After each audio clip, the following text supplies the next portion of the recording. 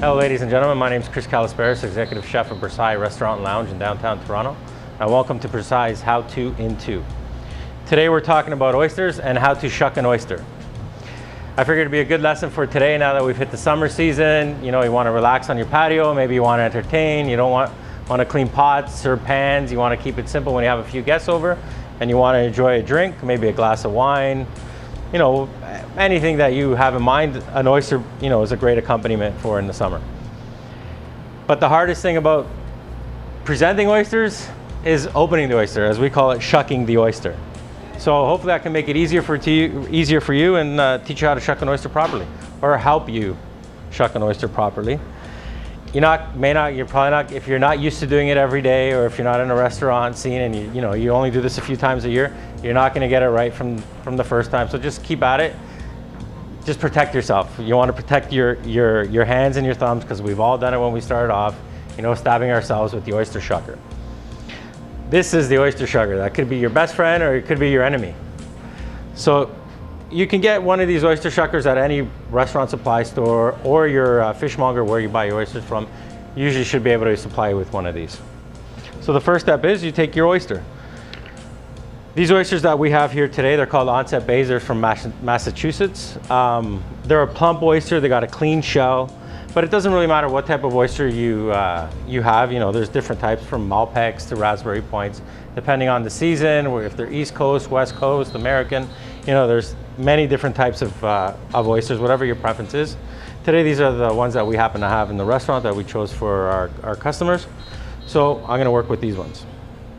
What you want to have is a dry towel on your cutting board or just your kitchen countertop, and you want to put it down and lay the oyster on the towel. You want to fold over your towel twice over, just so you're able to get a better grip of the oyster and you have somewhere to rest your hand on top. You don't want to put your finger onto the oyster, because if you miss, you're going to end up stabbing yourself right in your thumb, or could miss and you can get yourself in the hand or any other place. It's not going to be very pleasant. So you want to try to protect your left hand or your right-handed, depending if you're left-handed. So I'm going to fold over my towel onto my oyster, and I grab my shucker and I'm going to put it right into the oyster right here. What you really want to do, you just want to twist it.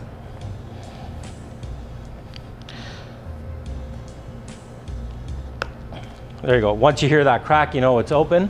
So you want to take your shucker and you want to run it along the top of the oyster to separate it. Take the shell off. There we go. So now we got a clean break here. You have your clean shell, your oyster's off. You know, you can just discard it, put it in the garbage. You really have no use for that. Your next step is you want to make sure that your oyster is good, because you don't know if your oyster's dead. You know, right? Dead means it's gone off. You know, you'll know it once you open the oyster just from the smell of it. But you do want to take it. You can smell it. If it smells like the ocean, you know it's great. It's good to go. Your next step is separating the membrane from the oyster, from the shell. So you just put your shucker in, and you just separate it from the bottom. And when you see it moving around like that, you know it's good to go, because you want to pick up the oyster, you want to be able to slurp it. You don't want it to stick onto the shell. What you might want to have is maybe a bowl of ice already pre-crushed, or you can even, you know, maybe some salt and a little bit of water, just so you can sit your oyster on, just so you can present it. So here I have some ice already ready to go. Oyster's going to sit on the ice, stay nice and cool.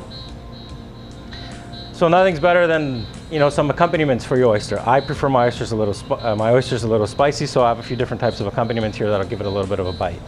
First, we're going to start off with some fresh grated horseradish. A little bit of horseradish right on top.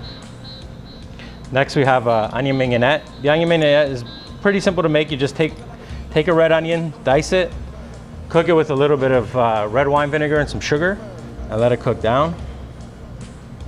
Add that on top. Here we have tomato and jalapeños. Add just a few of those on top. And for some extra kick, we got Tabasco sauce. You don't have to put it, you know, not everyone's a fan of Tabasco sauce, but I prefer it spicy, so I'm just gonna put a little bit of a dab of Tabasco sauce on it. That should do it.